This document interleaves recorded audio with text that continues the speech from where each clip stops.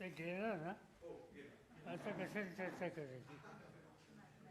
साहेब त्यांनी काल जे ट्विट केले ते अग्रवाल आहेत वेदांताचे, त्यांनी असं म्हटलं की याच्यानंतरचे इंटिग्रेटेड प्रोजेक्ट आम्ही महाराष्ट्रामध्ये आणू. पण त्या दरम्यान त्यांनी पंतप्रधानांचं अभिनंदन केलं, आभार मानले आणि सरळ सरळ असं दिसतंय की केंद्रातल्या दबावामुळे ते तिकडे गेले का असा प्रश्न पुन्हा उपस्थित केला जातो. प्रश्न असा आहे की हा प्रकल्प तळेगावला येणार होता, त्याची चर्चा झालेली होती. राज्य सरकारने जे काही आवश्यक आहे त्या निर्णयाची तयारी ठेवली होती, पण नंतर याच्यात बदल झाला आणि त्याच्यात आता काही फायदे मला दिसत नाही. म्हणजे काही लोकांनी सांगितलं की हा निर्णय बदलावा, महाराष्ट्रात आणावा. हे काय होणार नाही, व्हायला नको होतं असं. महाराष्ट्राचा हा प्रकल्प बाहेर जायला नको होता, पण गेला आता गेल्याच्या नंतर त्याच्यावर चर्चा करण्यात अर्थ नाही एक. आणि त्याच्यानंतर दोन गोष्टी बघितल्या, मुख्यमंत्री आणि उद्योगमंत्र्यांचा संवाद येतो, पण या दोघांचं स्टेटमेंट असं होतं की पाठीमागच्या राजवटीमध्ये ह्याच्यात काही निर्णय घेतला नाही किंवा काय घेतला असेल आणि त्याला पाठीमागचं उद्धव ठाकरेंचं सरकार हे जबाबदार आहे. आता गंमत असे की उद्धव ठाकरेंच्या सरकारमध्ये उदय सामंत मंत्री होते. उद्धव ठाकरेंच्या मंत्रिमंडळामध्ये एकनाथ शिंदे हेही मंत्री होते. त्यामुळे हे दोघेही मंत्री ज्या मंत्रिमंडळात होते त्या मंत्रिमंडळाने याच्यात दुर्लक्ष केलं वगैरे वगैरे हे तेच आरोप करत आहेत. मला असं वाटतं की हे काही शहाणपणाचं लक्षण नाही आहे. आता त्याच्यात काही चर्चा करू नये. आणखी एक गोष्ट सांगितली की प्राईम मिनिस्टरची भेट झाली. प्राईम मिनिस्टर याच्यात काही मदत करणार आनंदाची गोष्ट आहे. पण ते जे सांगण्यात आलं की हा मोठा प्रकल्प आला, आणखी एक मोठा प्रकल्प आम्ही महाराष्ट्राला देऊ,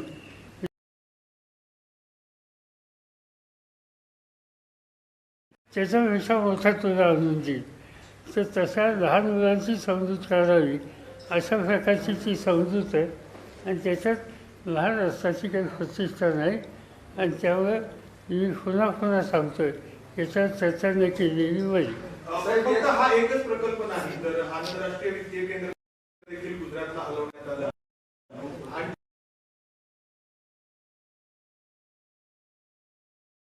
आणखी पण असे प्रकल्प आहेत वेगवेगळे की जे महाराष्ट्रात खरं तर होण्याची चर्चा.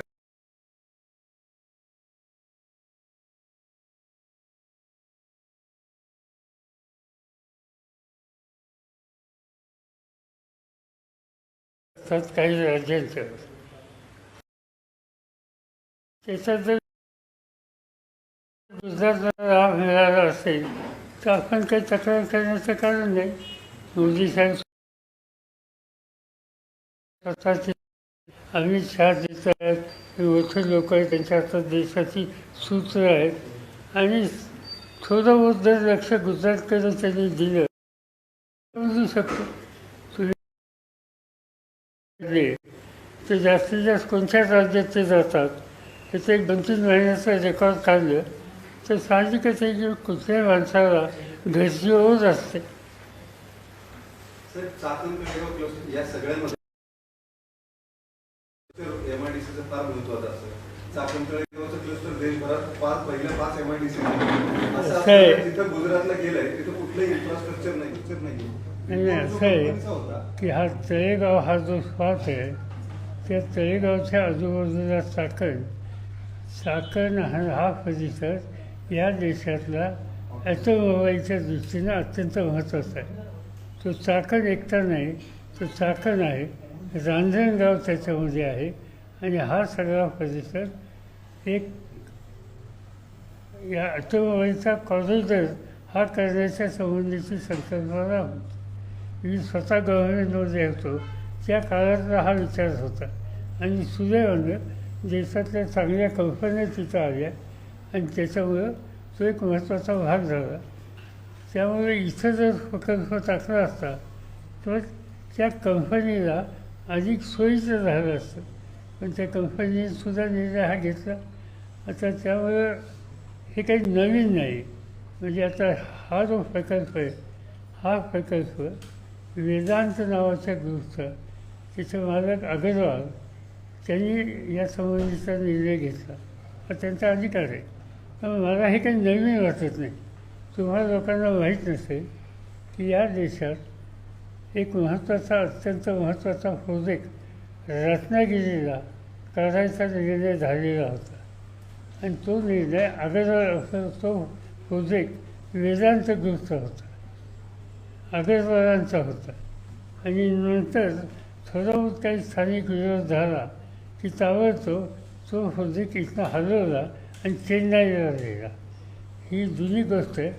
तर त्यामुळं वेदांतांच्याकडून ही काही पहिलीच गोष्ट झालेली आहे, यापूर्वीसुद्धा झालेली आहे. त्यामुळे वेदांताचा प्रकल्प येत असेल तर तो शेवटपर्यंत येईल का नाही याची खात्री निदान मला तर देता येत नाही. यामध्ये सर आपल्याला प्युअर पॉलिटिक्स वाटतं का? कारण गुजरात निवडणुका डोळ्यासमोर ठेवून आणि एकूण सध्याची परिस्थिती लक्षात आता त्याची कारणं काय आहेत हे मी काही सांगू इच्छित नाही.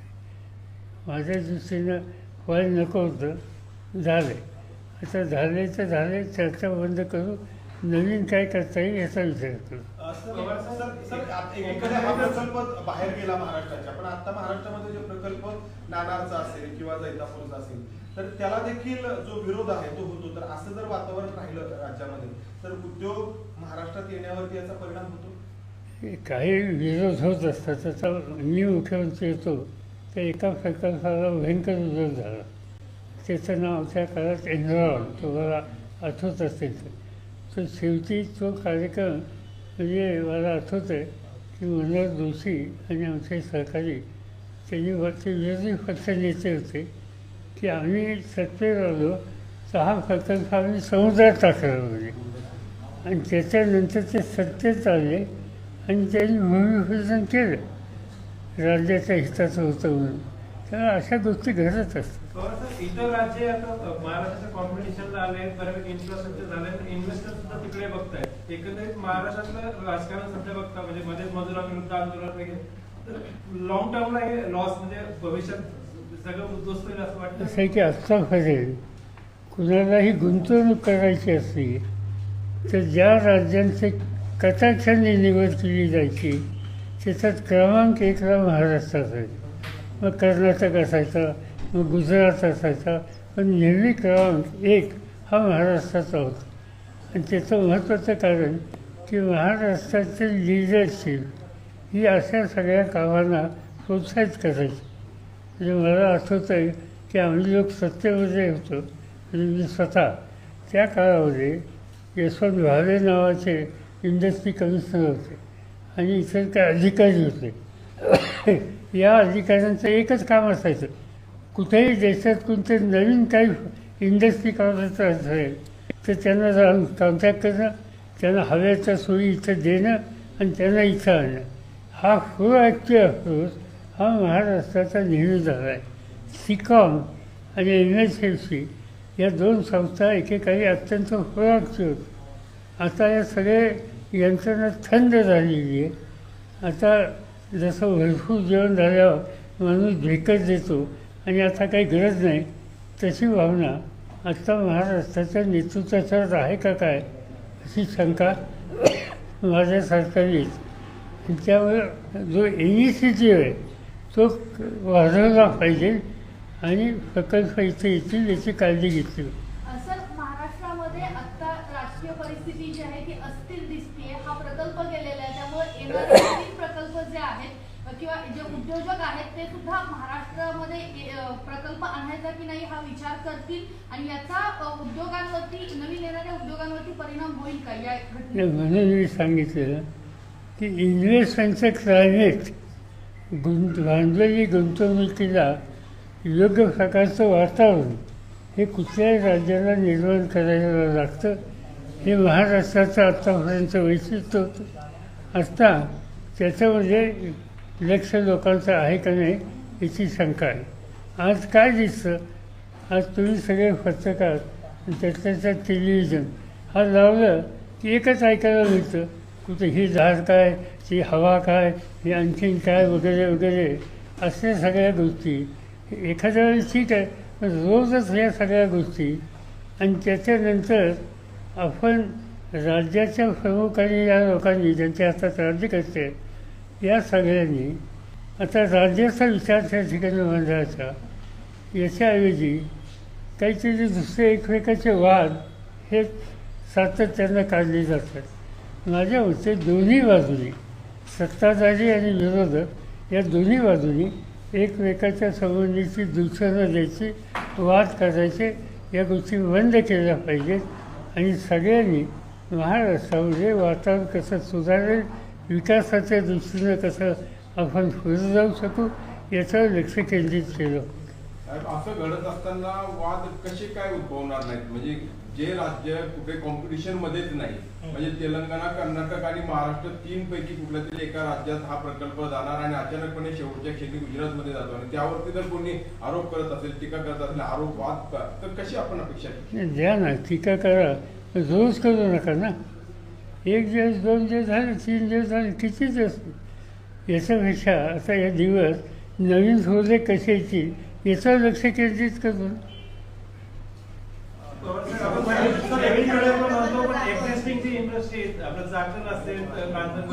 ज्या ठिकाणी हा प्रकल्प जातोय, इन्फ्रास्ट्रक्चरचं जे अनालिसिस झालं होतं, महाराष्ट्रात त्याच्या कितीतरी पटींनी पुढे, आणि आतापर्यंत असे निदर्शनास आले की त्या ठिकाणी प्रकल्प गेल्यानंतर पुन्हा दुसरीकडे शिफ्ट झालेत, कारण तिथे सोयी सुविधा मिळत नाहीये.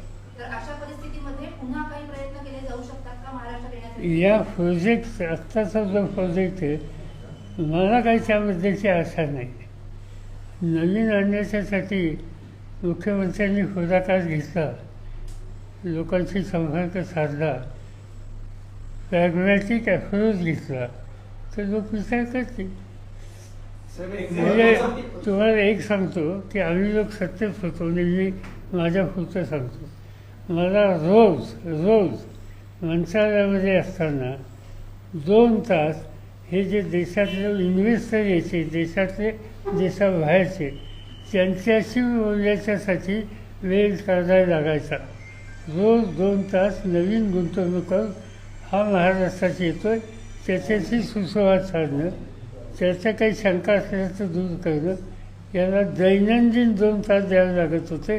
हे महाराष्ट्राचं इन्व्हेस्टमेंटचं क्लायमेट होतं. आज ते नवीन निर्माण करूया, आता हे वाद थांबूया. सर, एक महत्त्वाची गोष्ट घडली, सुप्रीम कोर्टानं BCCIची घटना बदलून सौरभ गांगुली आणि जयेश आले, अमित शहाचे चिरंजीव, त्यांना कंटिन्यू करण्यासाठी निकाल दिलेला आहे. यापूर्वीच्या घटनेनुसार त्या संघटनेवरती 6 वर्षाच्या पेक्षा जास्त राहता येत नव्हतं. आता तुम्हाला असं वाटतं का की म्हणजे असा घटना बदल करणं हे हा निर्णय सुप्रीम कोर्टाचा निर्णय मी भाष्य करणं हे तुमच्या हिताचं नाही, माझ्या हिताचं. उगीच कंटेनर कोणती नव्हतीच हे बघत राहायचं. राज्याचं सरकार येऊन साधारणपणे 2 महिने होत आले, तुमचं काय इम्प्रेशन या सरकारबद्दल? राज्यात सरकार जे आलंय, आता नवीन सरकार आलंय, शिंदे सरकार आणि फडणवीसांचं, त्या सरकारच्या एकूण कारभाराविषयी, एकूण याच्याविषयी तुमचं काय इम्प्रेशन? मला काही कारभार अजून दिसला नाही, पण गतिमान राज्य हे मला दिसते. कारण राज्य प्रमुख अधिक गतीने सगळीकडे जात आहेत आणि राज्य समजून घ्यायचा प्रयत्न करत आहेत. ही अर्थसेवा दुसरं काही दिसत नाही.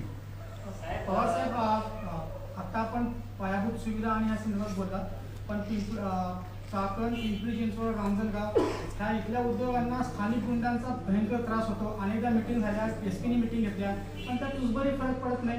याबद्दल एक बरीचशी नाराजी दिसून येते. तर हे पोषक वातावरण निर्माण करणं, ह्याच्यामध्ये हा पण सहभाग असला पाहिजे. 100% तुम्ही म्हणता तो विषय. मी स्वतः याच्यासाठी एकदा बैठक घेतली होती आणि हे दुरुस्त करावं त्या दृष्टीनं काही पावलं टाकली होती, काही निर्णय राज्याच्या यंत्रणेने घेतले.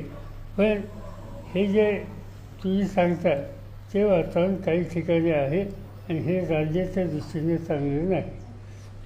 साहेब, राहुल गांधींची भारत जोडो यात्रा सुरू आहे. राष्ट्रवादी काँग्रेस महाराष्ट्रात किंवा देशभरात इतर कुठं या यात्रेमध्ये सहभागी होणार आहे का? कारण इतर वेगवेगळ्या संघटना बऱ्याचशा त्यांना राजकीय पक्ष नाही, आम्ही काय त्याचा विचार केला नाही. खूप अवकाश आहे महाराष्ट्रात याला.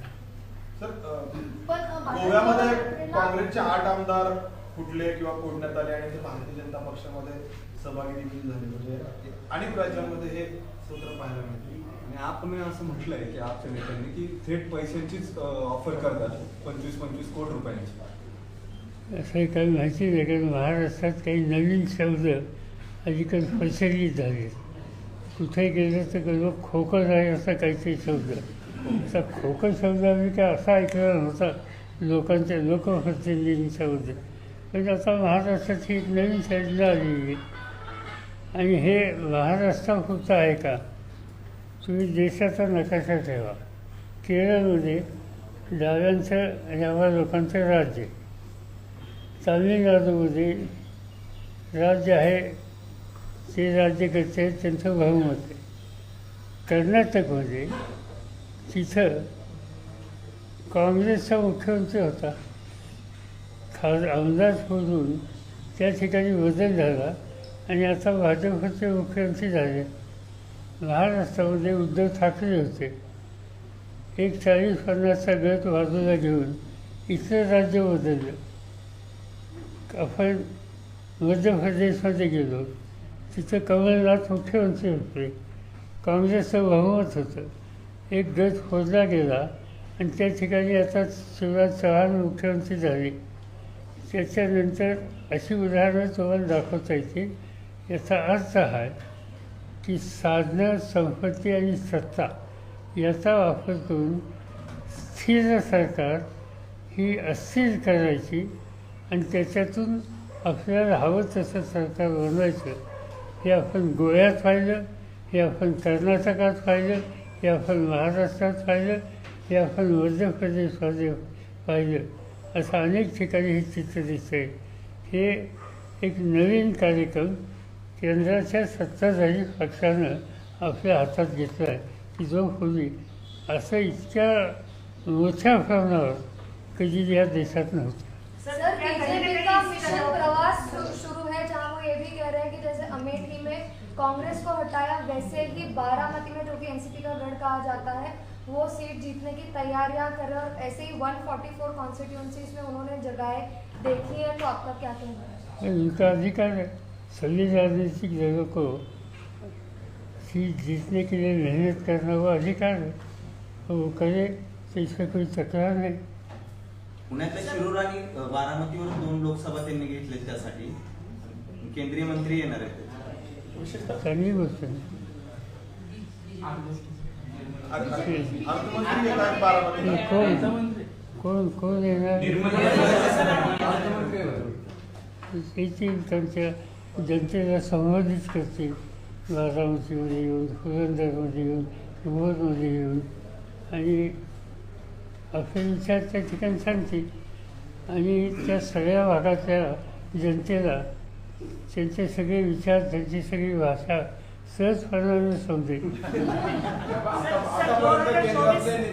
आतापर्यंत केंद्रातले मंत्री नेते त्यांना तुम्ही इन्व्हाइट करत होतात आणि तुमच्याच व्यासपीठावरनं ते बोलत होते. यावेळी मात्र स्वतंत्रपणे येत आहेत आणि बारामती कागद करू असं त्यावेळेस बोलतात. मी इन्व्हाइट करत होतो कोणाला? मी इन्व्हाइट केलं नरेंद्र मोदींना, मी इन्व्हाइट केलं प्रणव मुखर्जींना. त्या लेवलच्या लोकांना मी इन्व्हाइट करतो. बाकीचं कशाला मी?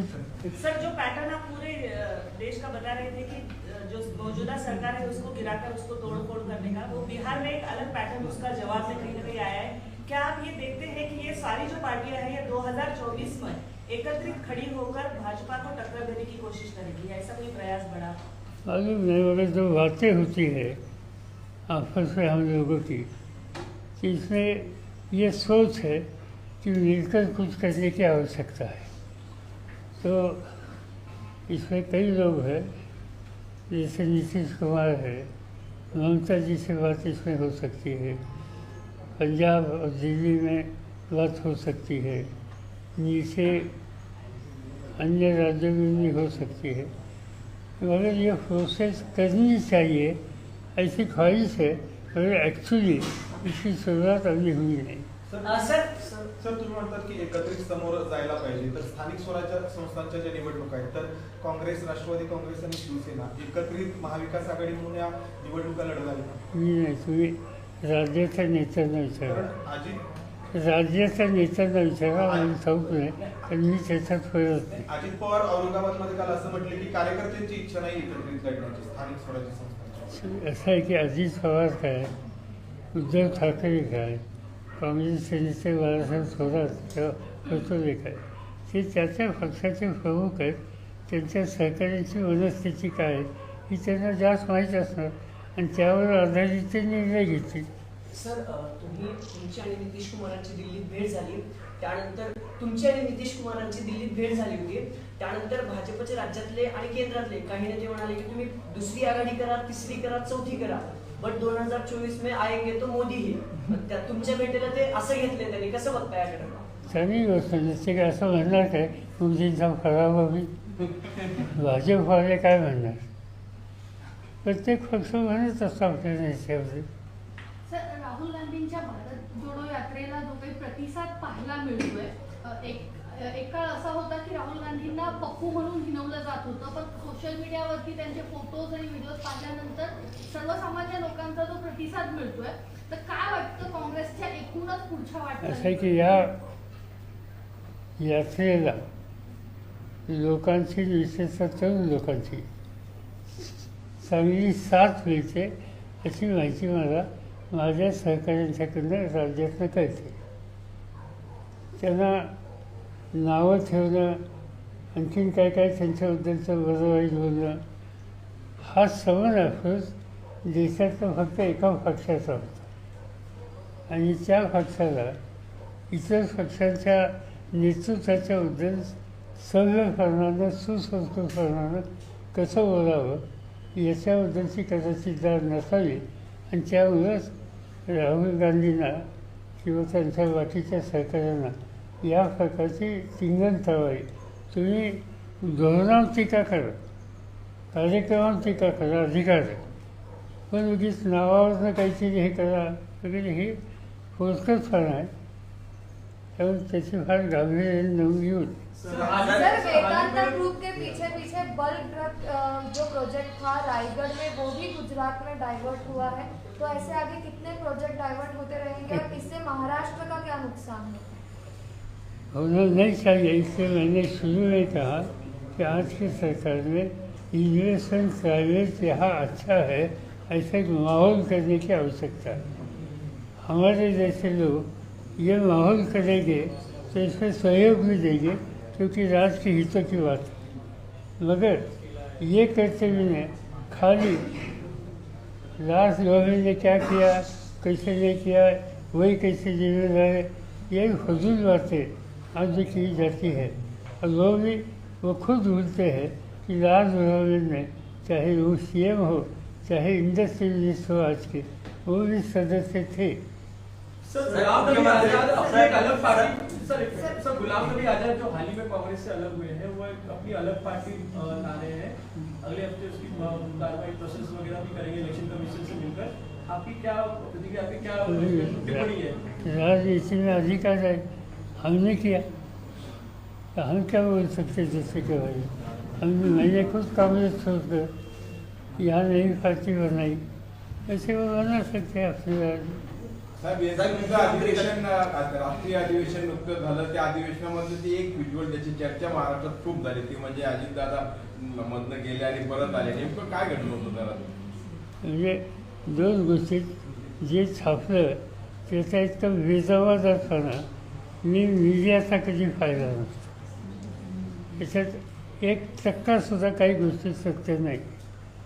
म्हणजे 4 तास बसल्याच्या नंतर माणसाला उठून जावं लागतं 15 मिनिटासाठी, ही सुद्धा बातमी आणि त्याच्यातून स्टोरी. याचा अर्थ मीडियाची लेवल काय झालेली आहे हे माझ्यासारख्याला दिसतं. तो तुमचा दिल्लीतला अनुभव.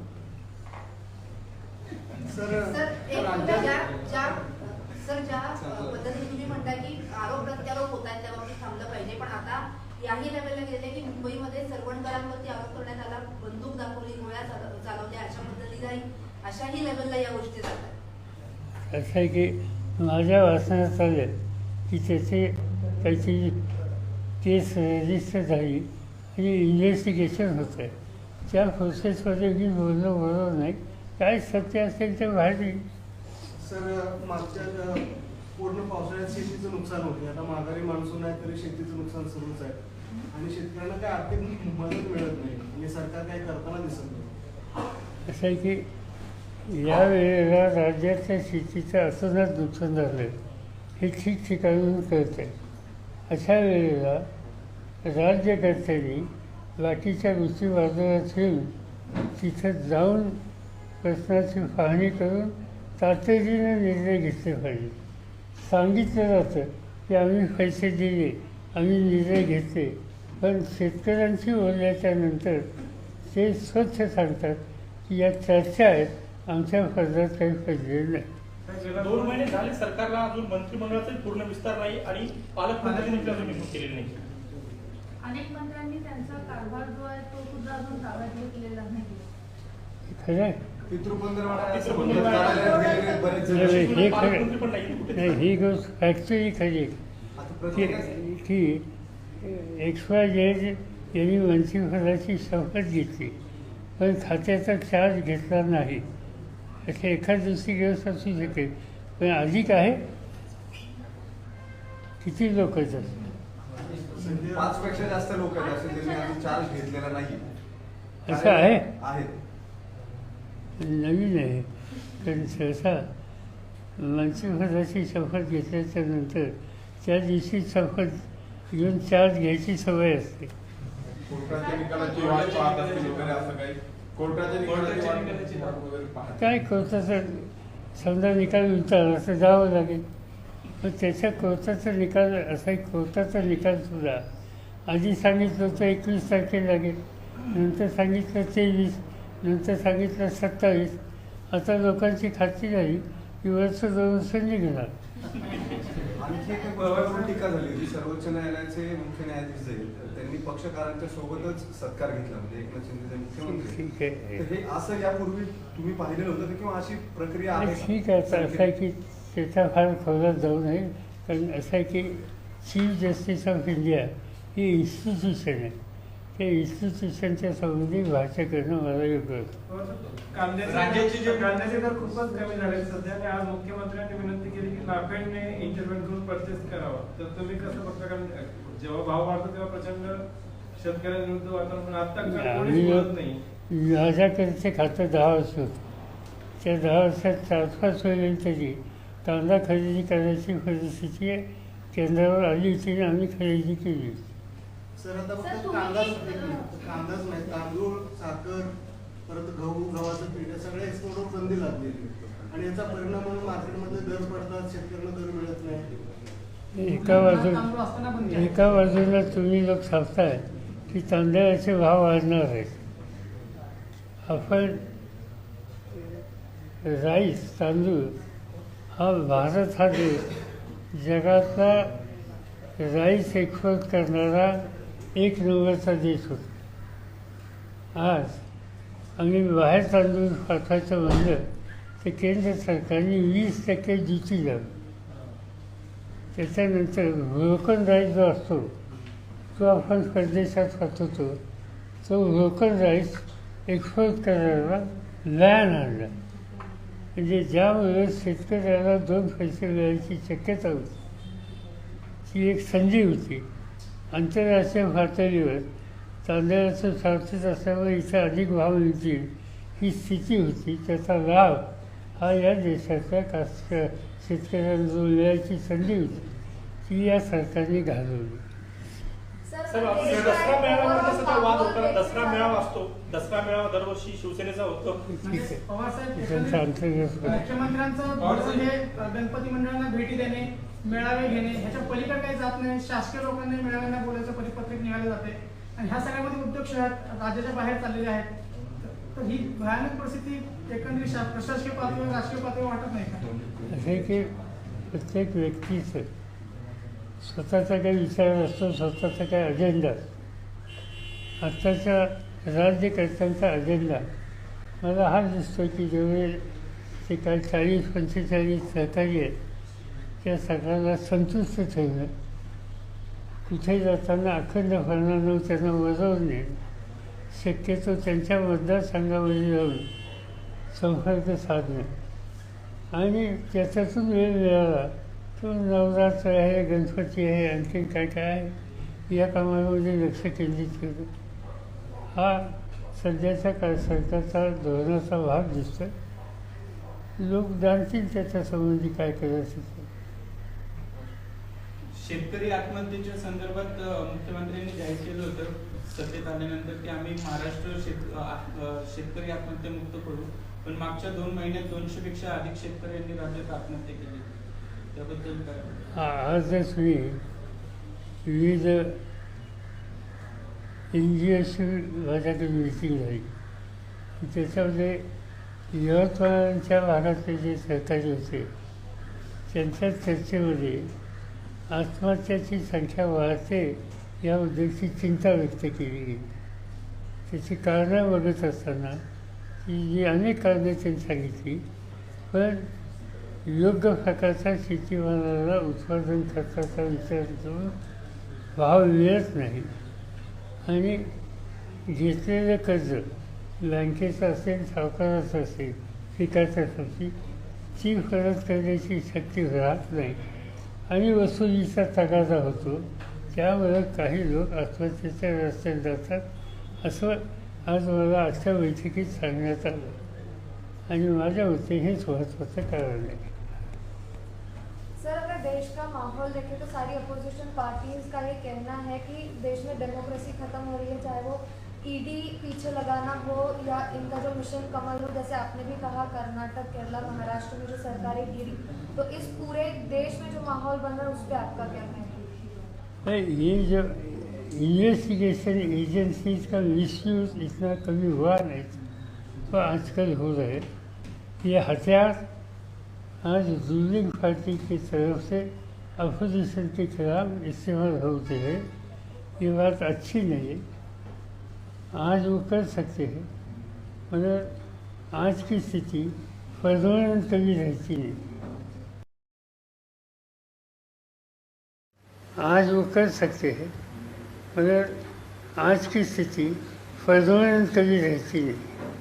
आज नहीं कल बदलाव आता है और ये बात एक बार हमने देश के सामने की, ये आदर्श किया कि इसकी ज़बरदस्त कीमत उस समय औरों को भी मिल सकती है, मगर इस रास्ते से जाना ठीक नहीं है.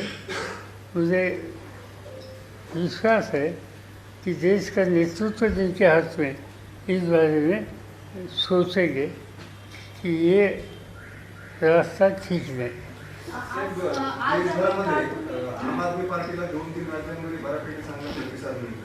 तुम्ही जी तिसरी आघाडी करायचं विचारत किंवा एकूण भाजपच्या विरोधामध्ये जे आघाडी करायची चर्चा किंवा एक विचार आहे, त्याच्यामध्ये आपसारख्या पक्षांना जागा आहे. मी काय अजून चर्चा केलेली नाही आणि ही चर्चा एकट्या दुसऱ्याची करून चालत. कलेक्टिव्ह थिंकिंग पाहिजे, ते एकदा लक्षात आल्यावर विचार होईल. सर, उत्तर भारतात जिथं गोवंश हत्याबंदी कायदा लागू आहे, जनावरं मोकाट सोडली जातात. सर, उत्तर भारतात जिथं गोवंश हत्याबंदी कायदा लागू आहे आणि जनावरं मोकाट सोडली जातात, अशा ठिकाणी लंपी स्किनचा आजार वाढला आहे आणि फक्त राजस्थानमध्ये 40,000 जोडते. आणि असं आहे की हा रोग असा आहे की त्याच्यावर प्रिकॉशन घेण्याची गरज असते, इंजेक्शन घेण्याची गरज असते. गतवर्षी महाराष्ट्रामध्ये मोठ्या प्रमाणावर इंजेक्शन दिली गेली होती. त्यामुळं तुलनात्मक इतर राज्याच्या पेक्षा महाराष्ट्रात हे पर्सेंटेज कमी होते. आतासुद्धा राज्य सरकार असो किंवा केंद्र सरकार असो, या दोघांनी ॲग्रेसिव्हली वॉर फुटिंगवर ही मोहीम घेण्याची गरज आहे. तुम्ही काल वारकरी संप्रदायातल्या काही लोकांना भेटलात. आज विशेषतः डाव्या समाजवादी चळवळीतल्या कार्यकर्त्यांशी आणि काही संस्था ज्या आहेत, ज्या वेगवेगळ्या प्रश्नांवरती काम करतात, त्या कार्यकर्त्यांची बैठक घेतली. काय नेमकं? असं आहे की हे NGOज आणि वारकरी संप्रदायातले लोकही काल माझी त्यांची इच्छा होती, माझी इच्छा होती त्यांना भेटायची, त्यांची इच्छा होती मला भेटायची. त्या लोकांच्यामध्ये हा वारकरी संप्रदाय आहे. हा समाजामध्ये सामंजस्य पैदा करण्याच्यासाठी आणि समाजामध्ये जातीमध्ये धर्माधर्मामध्ये यत्किंचित विद्वेष नको, भाईचारा हवा, हे सूत्र सांगणारा हा संत. आणि मला भेटते लोकांच्या बोलण्यावरून त्यांच्यामध्ये मला अस्वस्थता दिसते. त्याची अस्वस्थता की या संप्रदायाचा उपयोग हा सामंजस्य निर्माण करण्याच्या ऐवजी विद्वेषवादीच्यासाठी केला जातो आहे, अशी एक शंका त्यांच्या मनामध्ये येते. देशाचे प्रधानमंत्री देहूला येतात, त्यांचा अधिकार आहे, त्याच्यात वाद नाही. पण त्या ठिकाणी जी उपस्थिती, त्याचा पुढाकार करणारे जे लोक, त्यांची वक्तव्य आणि त्यांच्या मुलाखती तुम्ही जर बघितलं तर हा जो वारकरी संप्रदायाचा समन्वयाचा संदेश हे जे सूत्र आहे, त्या सूत्राच्या पासून हे लोक वाजून जातात आणि ते योग्य नाही. त्यासाठी काहीतरी करावं असं त्या क्षेत्रातले लोक काल आपल्या चर्चा करत होते की ज्या चर्चेला मी हजर होतो. साहेब, पुरंदर मेहमानच्या जागा विरोध होत असल्यामुळे महाविकास आघाडीच्या काळात बदलली गेली. आता पुन्हा भाजप सरकार आलं, त्यांनी पुन्हा जुनीच जागा जिथे विरोध होती घेतली. तर आपल्याला काय वाटतं या सगळ्यात म्हणजे दोन्ही गव्हर्नमेंटच्या वेगवेगळी पॉलिसीमुळे लांबतंय का? तुम्हाला मी 2 लोकांची नावं सांगतो, ही माहिती असेल तुम्हाला. ते एकाचं नाव जयंतराव पाटील, हे राष्ट्रवादी काँग्रेस पक्षाचे महाराष्ट्राचे अध्यक्ष. दुसऱ्याचं नाव अजित पवार, हे राष्ट्रवादी काँग्रेसच्या वतीनं विरोधी पक्ष नेते. धोरणं पक्षाची सगळ्यांशी बोलून ठरवणारे हे आमचे नेते लोक. हे प्रश्न त्यांना विचारा. मी निवडणुकीला उभा राहणार नाही, त्यामुळं या सगळ्या गोष्टीच्याबद्दल मी काही खोलात जाऊन अभ्यास करत नाही.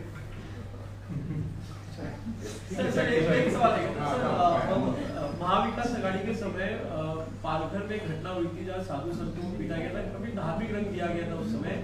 ऐसी ही घटना अभी सांगली में हुई है, उसमें भी काफी कुछ कंट्रोवर्सी हुई है, उस पर आप कुछ कमेंट करना चाहेंगे? मुझे मालूम नहीं जिसे मैंने अखबार में पढ़ा, टेलीविजन में पढ़ा, मगर इसके पीछे कौन लोग थे यानी कोई मिसाल नाही. आणि काही ठिकाणी असं आलं, मुलं फलवणारी टोळी असा समज झाला म्हणून झालं. गैरसमजुतीन झालं असेल ते व्हायला नको होतं, पण झालं असेल तर त्याची कारणं शोधावी लागतील. ज्यांनी केलं असेल, कायदा हातात घेतला असेल, त्याच्यावर त्यांची कारवाई केली पाहिजे. यापेक्षा जास्त त्याच्यात काही बोलण्यात अर्थ नाही. साहेब, महाराष्ट्र केसरी ही स्पर्धा यंदा पुण्यात होणार आहे डिसेंबर महिन्यात. तर परंपरेप्रमाणे तुम्ही स्पर्धेच्या शेवटी जाणार का समारोपाला? नाही, वेळ असला तर जाईल. कारण मी आता सगळ्या क्रीडा संघटनेचा राजीनामा दिला आहे. हा जो केंद्र सरकारने आणि सुप्रीम कोर्टाने निकाल घेतला की 72पेक्षा ज्याचं वय जास्त आहे त्यांनी खेळाच्या संघटनेचं प्रमुखपद घ्यायचं. माझं 82 असल्यामुळं मी आता कुठल्याही खेळाच्या संघटनेत नाही. सगळ्याचा मी राजीनामा दिले. बघायला जाईल. बघायला जाईल.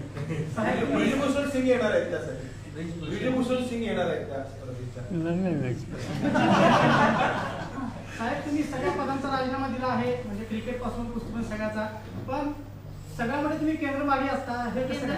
केंद्रस्थानी तुम्ही असताच, ते कसं काय? आणि तुमच्या नावाची चर्चा झाल्याशिवाय म्हणजे कुस्तीला आता राजीनामा आता मी नाही म्हणलं तर मी असं करू का? असं नाही. काल मुंबई क्रिकेटची सभा होती, तर वार्षिक सभेला मी सभासद म्हणून गेलो. त्यानंतर सगळे बसले आणि म्हणजे काहीतरी करा, एक वचन ठरवा.